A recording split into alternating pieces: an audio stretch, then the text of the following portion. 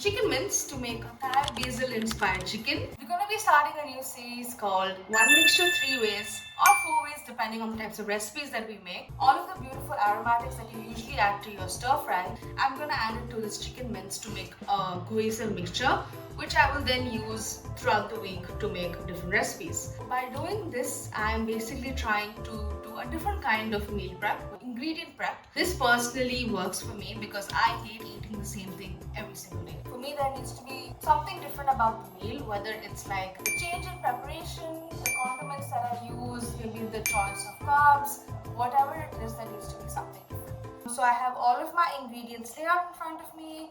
So let's get started.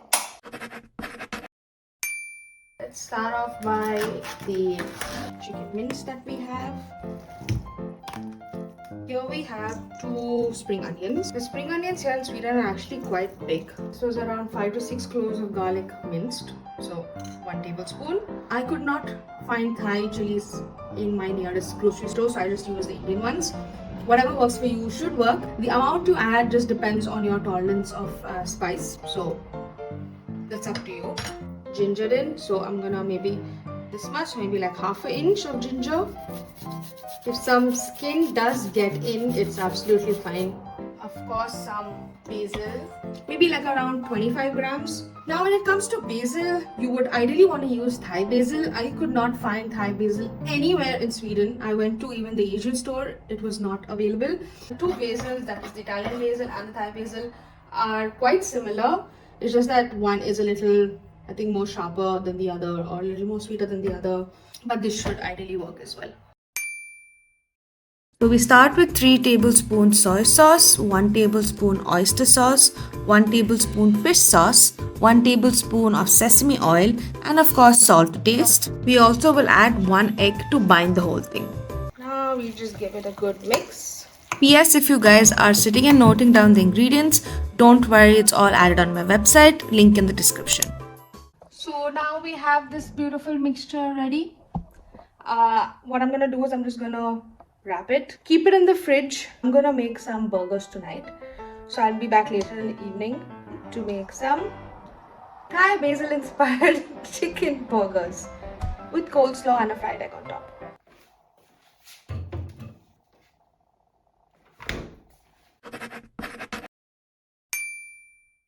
I'm gonna make the salad first so I can just forget about it till we have to eat. I use a salad bag that has julienne carrots, cabbage, lettuce, and add a lot of Kewpie Mayo seasoned with salt, pepper, and garlic powder. I would suggest you use garlic powder instead of raw garlic to avoid the raw pungent taste. You can honestly add more of whatever you want. More of Kewpie Mayo, more of garlic powder, more salt, more pepper. It's up to you.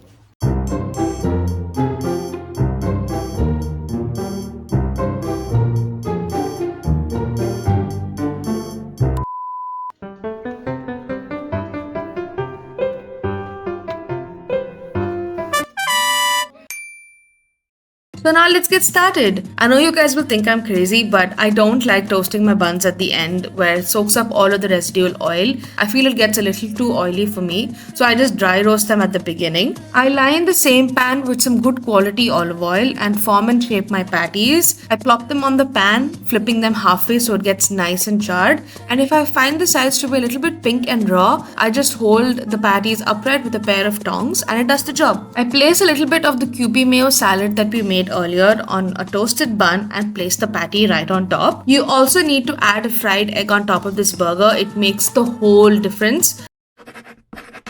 Okay, no, but seriously, if you have a very large frying pan, cracking your egg like this will sort of get you a decent fried egg. Season generously with salt and pepper and place it on top of your burger and you're good to go. Time to serve.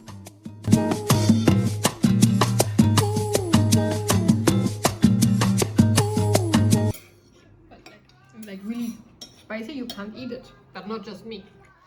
Yeah, same even I can't.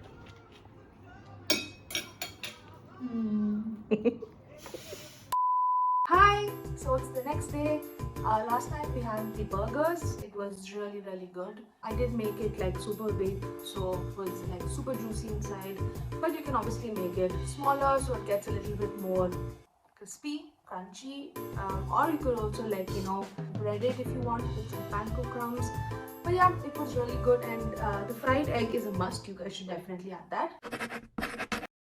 So today I'm gonna make the puffs or the pastries or the Basils, whatever you want to call them. It's basically using the same mixture that we made yesterday, putting it in between two puff pastry sheets and just popping it in the oven. Makes for a great snack.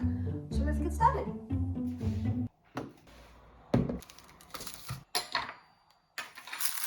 So I like to crumble my parchment paper so it lies down flat on the sheet. It's not doing that now. Yeah. This is ready-made puff pastry sheets. In Swedish, it's called smördag. Very convenient, and it's not that expensive. Oh, I need to get a scissor. I'll be back. So it's very, very easy to use, but you have to be very quick, especially if you live in a climate that's warm, because it's literally just made like out of flour, butter, and some other stuff. Where butter is like one of the biggest ingredients. It melts very, very quickly. It's already melting as we speak. Maybe because my hands are too warm, I have no idea. You can use the sheet that it comes in, but I see that this burns very quickly in the oven as compared to if you're using good quality parchment paper. So what I like to do is make it into fours. You can see this is obviously bigger, so yeah, it's just life, guys. You just have to deal with it. I'm gonna maybe move this one here, this guy here, this guy here, so there is enough space for everyone. What I'm basically gonna do is now I'm gonna be folding it this way. Choose the side that you're gonna be folding it into. If you're comfortable folding this way, then you do that. Whatever works. There's no hard and fast rule. So I'm gonna be doing it this way.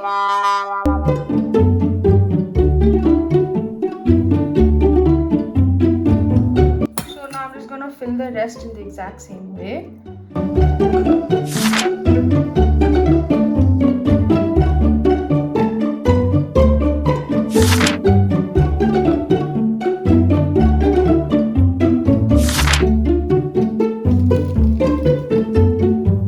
To seal the puffs, just fold over the free side on top of the filled side and seal with your fingers or crimp with a fork.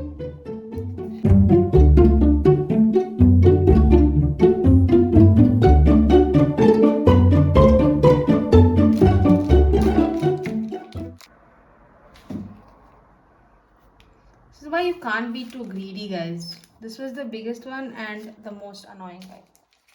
Ah!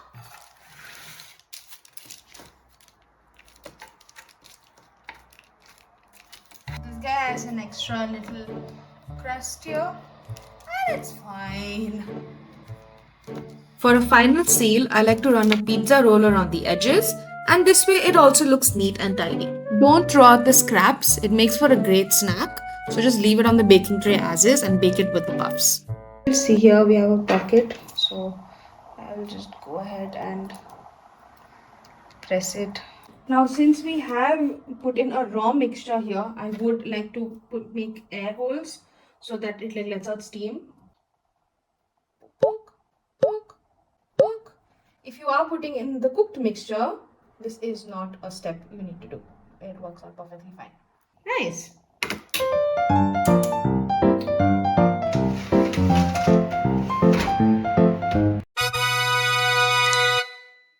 So it's done.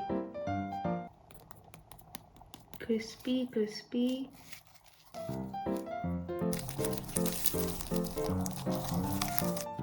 Juicy.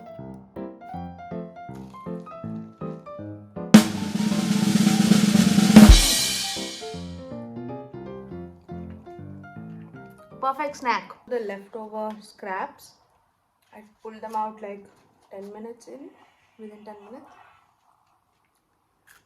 It's a good time pass snack. So we're just gonna add some sriracha.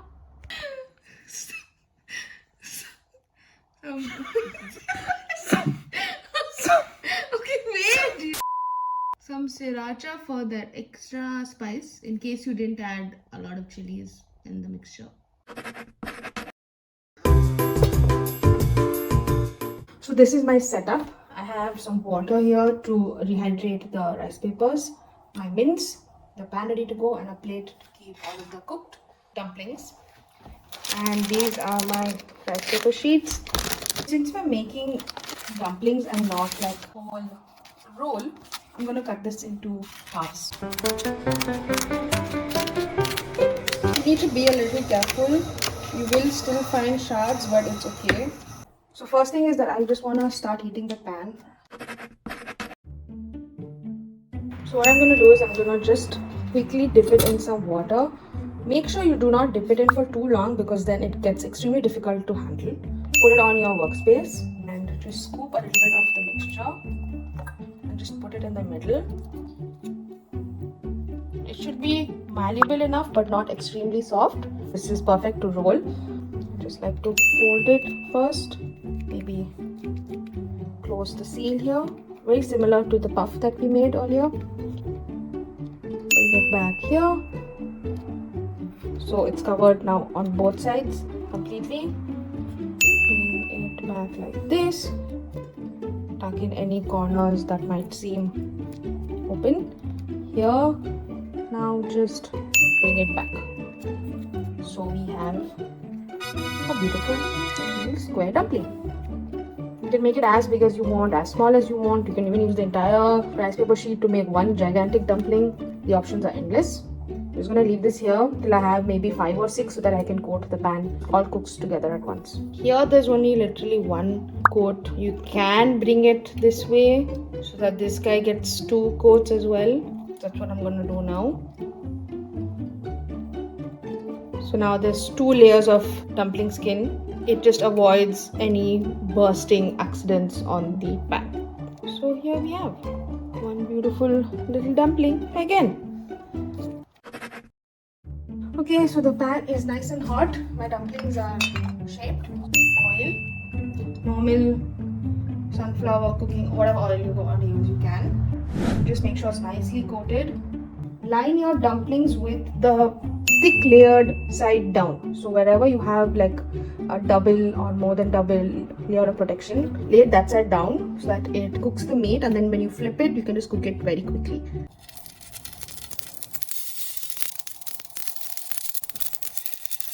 Make sure they don't touch because then it will just stick to each other and then that's a whole different problem altogether. I'm just going to let it cook on a medium heat. This is what happens when you let it soak in too much water or you let it sit for too long before shaping them. It becomes ridiculously difficult to work with. So this is just going to be a makeshift dumpling. Still tastes good, but you're going to be left with something like this. Because I'm using a pan that has like a slightly higher center, the oil will usually like just sit on the sides. So I like to put all the dumplings on the sides over here. Also, when you do it this way, the edges of the pan touch the dumpling, so you also get crispy and cooked edges on the sides as well, not just the bottoms. Now, before you guys ask me, yes, you don't have to cook the chicken first because you're working with mince.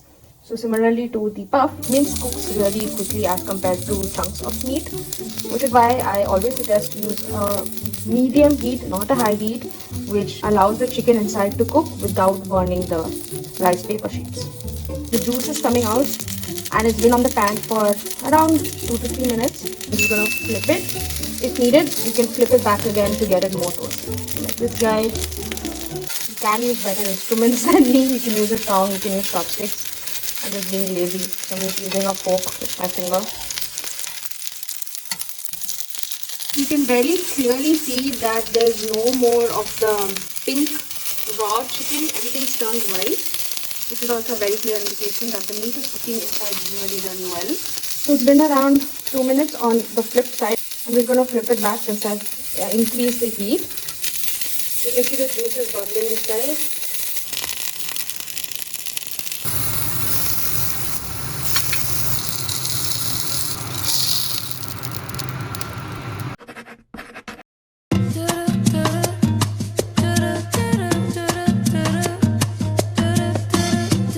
Every good dumpling needs to have an amazing dipping sauce that goes with it, and this one comes together super easily with things that you should definitely have always in your pantry.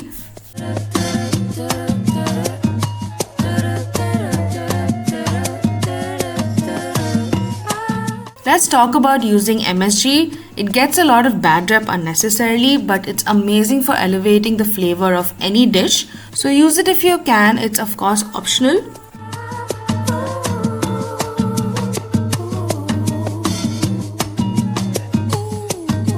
Some beautiful crispy juicy rice paper dumplings with this delicious dipping sauce. Delicious.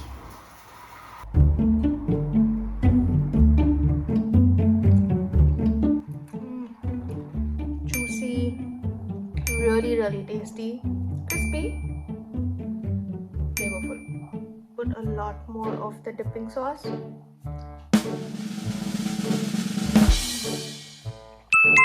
That's it for today. Hope you guys enjoyed today's video and how you can make use of one big mince mixture of whatever protein of your choosing and use it across different dishes throughout the week. It's just another way of meal prepping where you don't have to eat the same things every single day, which I can't. So ingredient prep is the best way, guys. Make sure you guys do it. If you enjoyed this video, be sure to like because it helps the YouTube's algorithm, and also don't forget to subscribe. See you next time. Bye.